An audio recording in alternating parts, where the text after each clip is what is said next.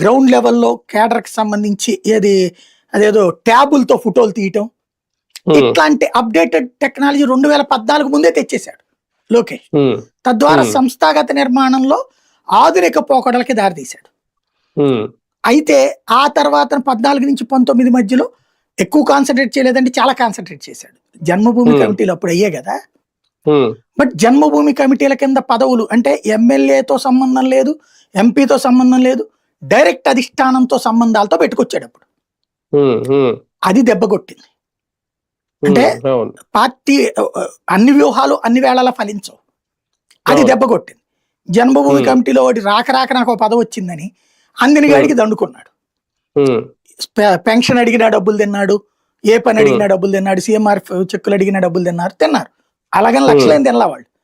కానీ మనకు ఒక 10,000 వస్తున్నప్పుడు అవతలోడికి 1000 ఇచ్చినప్పుడు 10,000 వచ్చిన దానికంటే కూడా 1000 ఇచ్చిందే గుర్తుంటది. 10,000 ఫ్రీగా వచ్చిన దానికంటే కూడా 1000 ఇచ్చిందే గుర్తుంటది. ఆ కరప్షన్ ఇంపాక్ట్ అక్కడ లోకేష్ ని, తెలుగుదేశాన్ని కూడా దెబ్బతీసింది.